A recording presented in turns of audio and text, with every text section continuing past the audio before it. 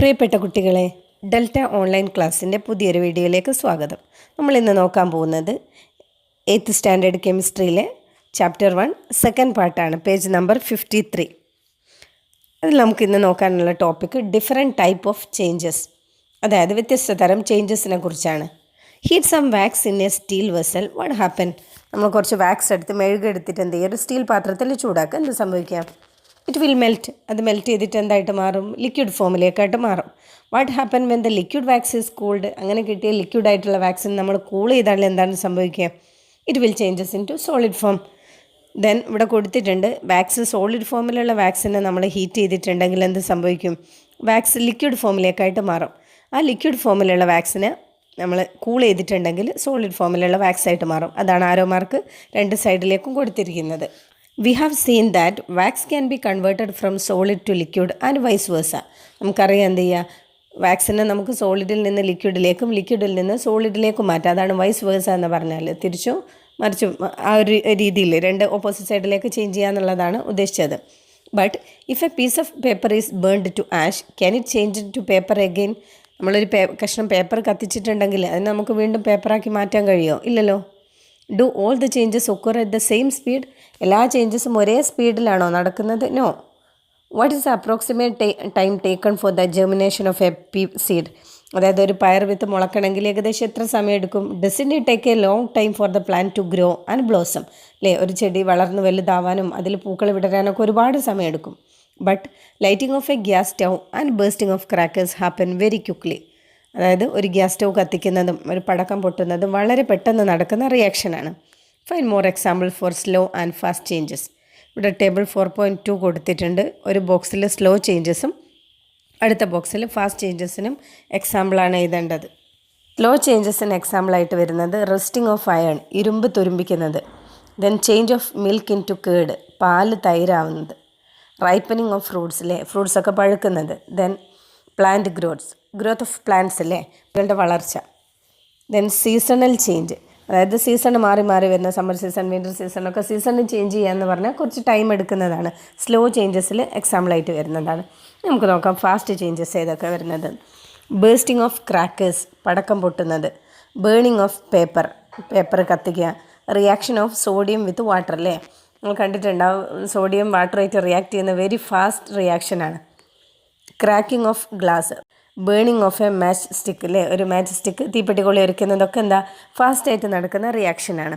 അപ്പോൾ നമ്മൾ റിയാക്ഷനെ രണ്ടായിട്ട് ക്ലാസിഫൈ ചെയ്ത്, ചേഞ്ചസിനെ രണ്ടായിട്ട് ക്ലാസിഫൈ ചെയ്ത് സ്ലോ ചേഞ്ചസ് എന്നും ഫാസ്റ്റ് ചേഞ്ചസ് എന്നും.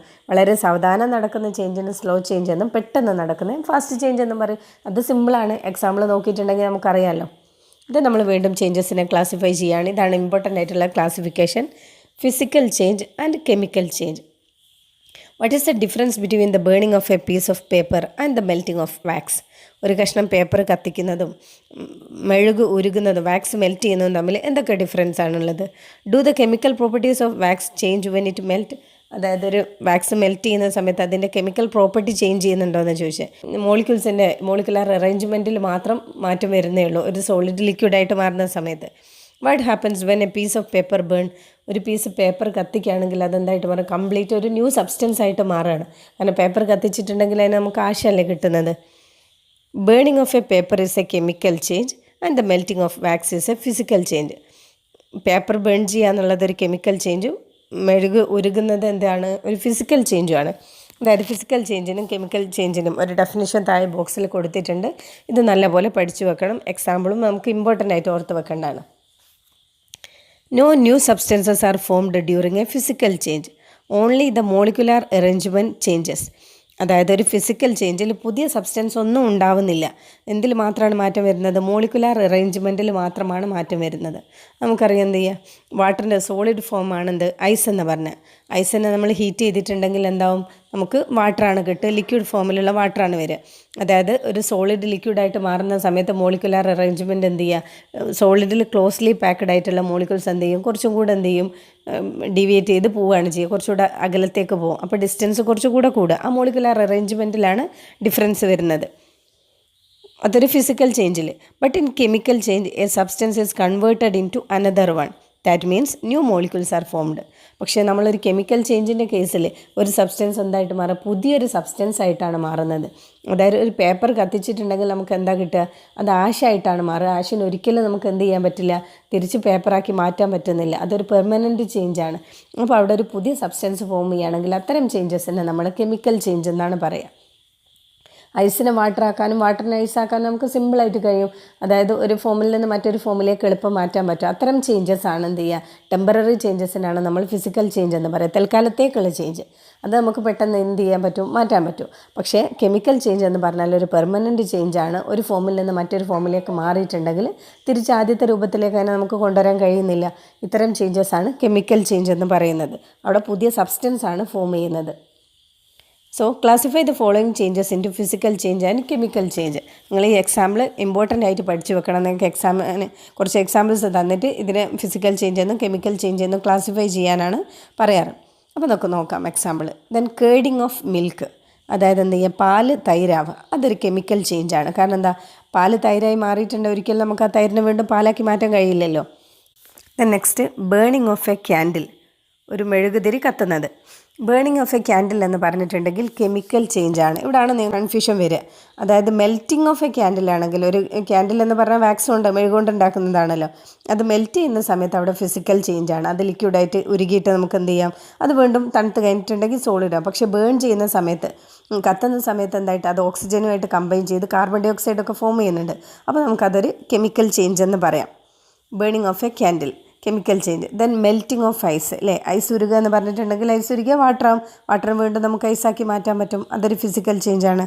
Then rusting of iron, rusting of iron, ഇരുമ്പ് തുരുമ്പ് പിടിച്ചിട്ടുണ്ടെങ്കിൽ നമുക്ക് എന്ത് ചെയ്യും, അയോൺ ഓക്സൈഡ് എന്ന് പറഞ്ഞിട്ടുള്ള പുതിയൊരു സബ്സ്റ്റൻസ് ആണ് ഉണ്ടാവുന്നത്.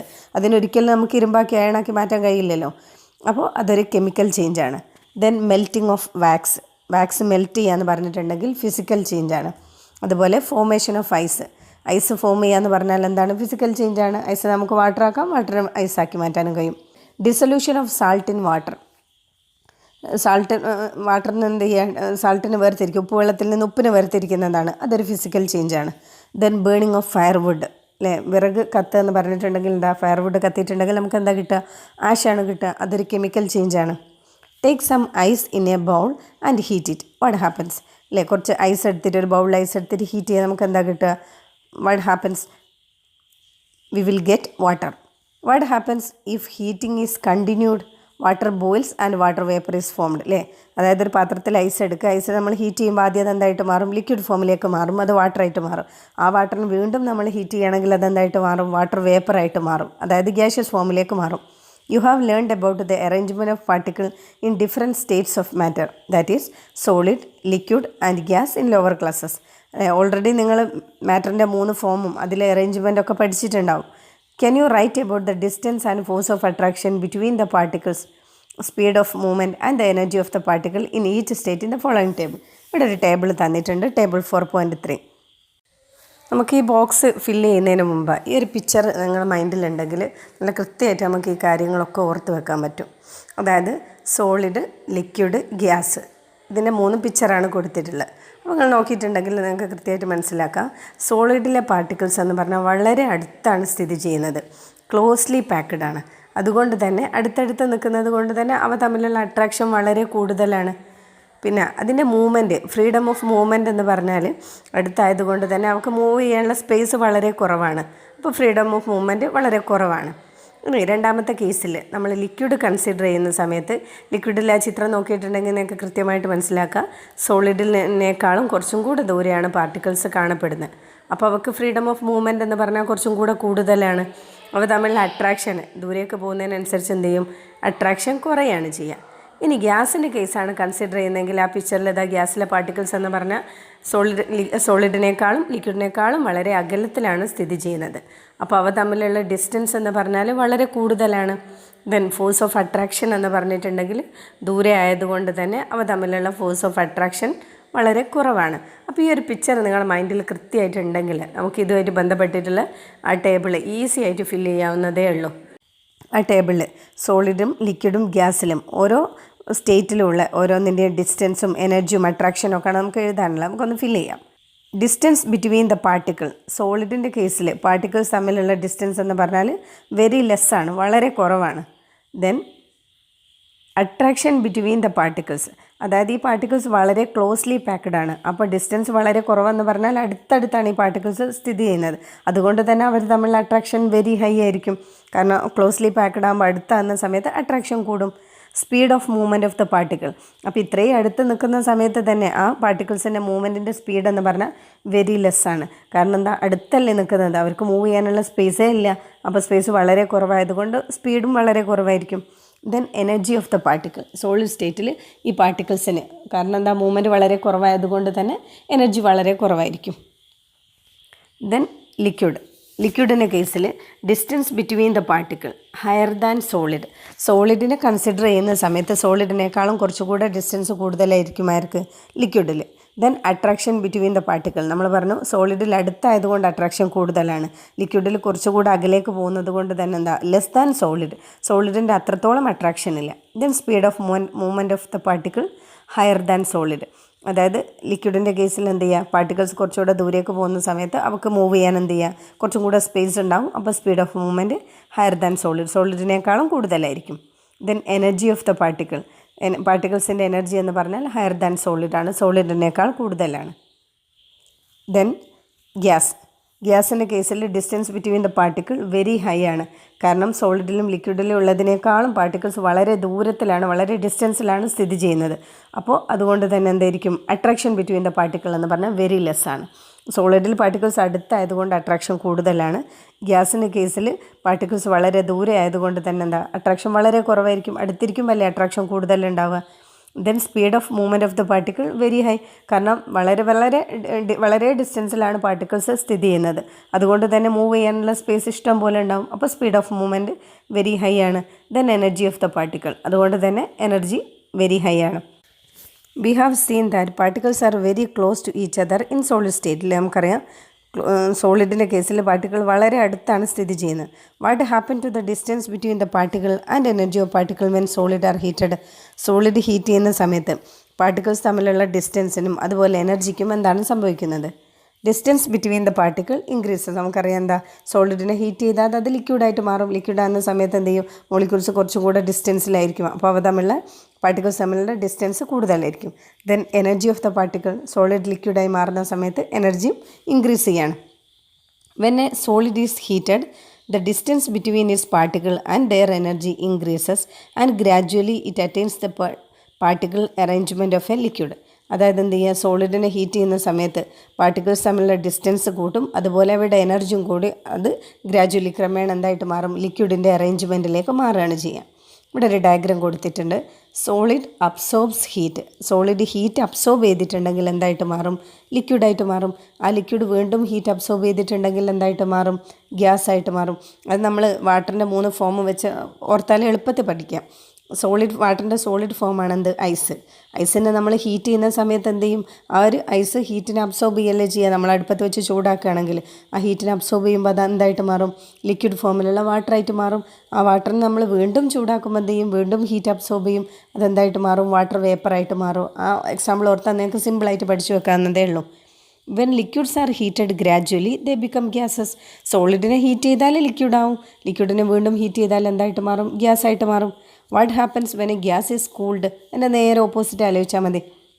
നമ്മളൊരു ഗ്യാസിനെ കൂൾ ചെയ്യുന്ന സമയത്ത് ലിക്വിഡിനെ നമ്മൾ അബ്സോർബ് ഹീറ്റ് കൊടുത്താലാണ് എന്തായിട്ട് മാറുക, ഗ്യാസായിട്ട് മാറുക. അതേ ഗ്യാസിൻ്റെ അതിൻ്റെ കയ്യിൽ എക്സ്ട്രാ ഉള്ള ഹീറ്റിന് എന്ത് ചെയ്യുക, ലിബറേറ്റ് ചെയ്യുക എന്നാണ്. അബ്സോർബ് ചെയ്യുന്നതിൻ്റെ ഓപ്പോസിറ്റാണ് ലിബറേറ്റ് ചെയ്യുക. കയ്യിലുള്ള ഹീറ്റിനെ കളഞ്ഞിട്ടുണ്ടെങ്കിൽ എന്തായിട്ട് മാറും, ലിക്വിഡായിട്ട് മാറും. അപ്പോൾ ഗ്യാസ് ഹീറ്റ് ലിബറേറ്റ് ചെയ്തിട്ടുണ്ടെങ്കിൽ എന്തായിട്ട് മാറും, ലിക്വിഡായിട്ട് മാറും. The distance between particle and the energy of particle decreases. അതായത് ഗ്യാസ് ലിക്വിഡ് ആകുന്ന സമയത്ത് നമ്മൾ ഓൾറെഡി പഠിച്ചിട്ടുണ്ട് എന്ത് ചെയ്യുക, ഡിസ്റ്റൻസ് കുറയുക ചെയ്യുക. ഗ്യാസിനാണല്ലോ ഏറ്റവും കൂടുതൽ ഡിസ്റ്റൻസ് ഉള്ളത്. അത് ലിക്വിഡ് ആകുമ്പോൾ എന്ത് ചെയ്യും, ഡിസ്റ്റൻസ് കുറയും, അതിൻ്റെ എനർജിയും എന്ത് ചെയ്യും, കുറയും. Gradually gas become liquid, gas എന്തായിട്ട് മാറും, ലിക്വിഡായിട്ട് മാറും. ദെൻ ലിക്വിഡിന് ലിബറേറ്റ് ഹീറ്റ്, ലിക്വിഡിൻ്റെ കയ്യിലുള്ള ഹീറ്റിനെ നമ്മൾ ഒഴിവാക്കിയിട്ടുണ്ടെങ്കിൽ, കളഞ്ഞിട്ടുണ്ടെങ്കിൽ അതെന്തായിട്ട് മാറും, സോളിഡ് ഫോമിലേക്ക് മാറും. കാരണം സോളിഡിനെ ഹീറ്റ് ചെയ്തിട്ടല്ലേ ലിക്വിഡ് ആകുന്നത്. ആ ലിക്വിഡിൻ്റെ കയ്യിലുള്ള ഹീറ്റ് നമ്മൾ ഒഴിവാക്കിയാൽ എന്തായിട്ട് മാറും, അത് സോളിഡായിട്ട് മാറും. If we further cool A liquid it become solid. ഈ ലിക്വിഡിനെ നമ്മൾ വീണ്ടും കൂൾ ചെയ്താൽ എന്തായിട്ട് മാറും? സോളിഡ്. നിങ്ങൾക്ക് എക്സാമ്പിൾ അറിയാമല്ലോ, ഐസിനെ നമ്മൾ ഫ്രീസറിൽ വെച്ചിട്ടുണ്ടെങ്കിൽ ഫ്രീസ് ചെയ്യാന്ന് പറഞ്ഞാൽ എന്താ? തണുപ്പിക്കുക എന്ന് പറയുന്നത് എന്താ? ഹീറ്റിനെ ഒഴിവാക്കുക, ചൂടിനെ ഒഴിവാക്കുക. അപ്പോൾ നമുക്ക് എന്തായിട്ട് കിട്ടും? സോളിഡ് ഫോമിലുള്ള ഐസ് കിട്ടും. Solid substances like camphor and naphthalene, when heated, directly change to gases. This is known as sublimation. Already നമ്മൾ പഠിച്ച സോളിഡിനെ ഹീറ്റ് ചെയ്ത് നമുക്ക് എന്താക്കി മാറ്റാം? ലിക്വിഡാക്കി മാറ്റാം. ലിക്വിഡിനെ വീണ്ടും ഹീറ്റ് ചെയ്താലാണ് എന്ത് കിട്ടുന്നത്? ഗ്യാസ് കിട്ടുന്നത്. പക്ഷേ രണ്ട് സബ്സ്റ്റൻസിൻ്റെ പേര് ഇമ്പോർട്ടൻ്റ് ആണ്, ഓർത്ത് വെക്കണം. ക്യാംഫറും നാഫ്തലീനും. അതായത് ക്യാംഫറും നാഫ്തലീനും ചൂടാക്കിയിട്ടുണ്ടെങ്കിൽ, ഇത് രണ്ടും സോളിഡ് സബ്സ്റ്റൻസാണ്, സോളിഡ് സ്റ്റേറ്റുള്ള സബ്സ്റ്റൻസാണ്. ഈ രണ്ടിനെയും നമ്മൾ ചൂടാക്കിയിട്ടുണ്ടെങ്കിൽ അത് ലിക്വിഡ് ആവാതെ ഡയറക്റ്റ് ആയിട്ട് എന്തായിട്ട് മാറും? ഗ്യാസ് ആയിട്ട് മാറും. സോളിഡ് ഡയറക്റ്റ് ആയിട്ട് ഗ്യാസ് ആയിട്ട് മാറുന്ന പ്രോസസ്സാണ് സബ്ലിമേഷൻ എന്ന പേരിൽ അറിയപ്പെടുന്നത്. അപ്പോൾ സബ്ലിമേഷൻ എന്താണെന്നും അതിൻ്റെ എക്സാമ്പിളും നിർബന്ധമായിട്ടും പഠിച്ചു വെക്കണം. അപ്പോൾ ക്യാംഫറും നാഫ്തലീനും. How does the water kept in a freezer change to ice? Discuss. അപ്പോൾ ഒരു ഫ്രീസറിൽ കെപ്റ്റ് ചെയ്തിരിക്കുന്ന വാട്ടർ എങ്ങനെയാണ് ഐസായിട്ട് മാറുന്നത്? നമുക്കറിയാമല്ലോ, ലിക്വിഡ് എന്ത് ചെയ്യും? അതിൻ്റെ ഹീറ്റ് ലിബറേറ്റ് ചെയ്തിട്ടുണ്ടെങ്കിൽ സോളിഡ് ഫോമിലേക്ക് മാറും. The change of substance from one physical state into another is known as change of state. അതായത് ഒരു ഫിസിക്കൽ സ്റ്റേറ്റിൽ നിന്ന് മറ്റൊരു സ്റ്റേറ്റിലേക്ക് ഒരു സബ്സ്റ്റൻസ് മാറുന്നതിനാണ് എന്ത് പറയുക? ചേഞ്ച് ഓഫ് സ്റ്റേറ്റ് എന്ന് പറയുക. Is change of state A physical change or A chemical change? Change of state എന്ന് പറഞ്ഞത് ഒരു ഫിസിക്കൽ ചേഞ്ച് ആണോ അതോ കെമിക്കൽ ചേഞ്ച് ആണോ? Which form of energy is absorbed or liberated during the change of state? ഈ സമയത്ത് ഏത് എനർജിയാണ് അബ്സോർബ് ചെയ്യുക, ലിബറേറ്റ് ചെയ്യുന്നത്? ഹീറ്റ് എനർജിയാണ് ഇവിടെ അബ്സോർബ് ചെയ്യുകയും ലിബറേറ്റ് ചെയ്യുകയൊക്കെ ചെയ്യുന്നത്. What happen to the energy of particle when heat is absorbed or liberated? അതായത് ഈ പാർട്ടിക്കിൾസിൻ്റെ എനർജി ഹീറ്റ് അബ്സോർബ് ചെയ്യുകയും ലിബറേറ്റ് ചെയ്യുകയൊക്കെ ചെയ്യുന്ന സമയത്ത് എനർജിക്ക് എന്താണ് സംഭവിക്കുന്നത്? നോക്കാം. ഇവിടെ ഒരു ഇല്ലുസ്ട്രേഷൻ കൊടുത്തിട്ടുണ്ട്. സോളിഡ് ലിക്വിഡായിട്ട് മാറണമെങ്കിൽ എന്ത് ചെയ്യണം? അബ്സോർബ് ഹീറ്റ് അബ്സോർബ് ചെയ്തിട്ടാണ് എന്ത് ചെയ്യുന്നത്? ലിക്വിഡായിട്ട് മാറുന്നത്. ആ ലിക്വിഡ് വീണ്ടും ഹീറ്റ് അബ്സോർബ് ചെയ്താൽ എന്തായിട്ട് മാറും? ഗ്യാസ് ആയിട്ട് മാറും. ഇനി അത് നേരെ കൺവേർഷനായിട്ട് വരുന്നത് ഗ്യാസ് കയ്യിലുള്ള ഹീറ്റിനെ ലിബറേറ്റ് ചെയ്താൽ ലിക്വിഡായിട്ട് മാറും. ആ ലിക്വിഡ് വീണ്ടും ഹീറ്റിനെ ലിബറേറ്റ് ചെയ്താൽ എന്തായിട്ട് മാറും? സോളിഡ് ഫോമിലേക്ക് മാറും. ഈ ഒരു ചേഞ്ചാണത്. അപ്പോൾ എന്ത് ചെയ്യാം? സോളിഡ് ലിക്വിഡ് ആകുമ്പം എനർജി ഇൻക്രീസ് ചെയ്യും. കാരണം നമ്മൾ ഹീറ്റ് എനർജി അല്ലേ കൊടുത്തുകൊണ്ടിരിക്കുന്നത്. സോളിഡിന് ഹീറ്റ് എനർജി കൊടുത്താൽ എന്താവും? ലിക്വിഡാവും. ആ ലിക്വിഡിന് വീണ്ടും ഹീറ്റ് എനർജി കൊടുക്കുമ്പോൾ എന്ത് ചെയ്യും? ഗ്യാസായിട്ട് മാറും. അപ്പോൾ ഏറ്റവും കൂടുതൽ എനർജി ഉള്ളത് ആർക്കാണ്? ഗ്യാസിൻ്റെ കയ്യിലാണ് ഹീറ്റ് എനർജി കൂടുതൽ ഉണ്ടാവുക. അപ്പോൾ ഈ സ്റ്റേറ്റിൽ സോളിഡിന് എനർജി കുറവായിരിക്കും, ഗ്യാസിനായിരിക്കും എനർജി കൂടുതൽ. അപ്പോൾ നമ്മളെ ക്ലാസ് ഇന്ന് ഇവിടെ അവസാനിക്കുകയാണ്. അപ്പോൾ ബാക്കി അടുത്ത ടോപ്പിക്കായിട്ട് നമുക്ക് അടുത്ത ക്ലാസ്സിൽ കാണാം. അപ്പോൾ ആരെങ്കിലും എൻ്റെ ചാനൽ സബ്സ്ക്രൈബ് ചെയ്യാതാണ് കാണുന്നതെങ്കിൽ ദയവേത് സബ്സ്ക്രൈബ് ചെയ്യുക. നിങ്ങളുടെ ഫ്രണ്ട്സിനൊക്കെ ക്ലാസ് ഷെയർ ചെയ്ത് കൊടുക്കുക. നിങ്ങളുടെ അഭിപ്രായങ്ങളൊക്കെ കമൻറ്റ് ചെയ്യുക. Okay, thank you.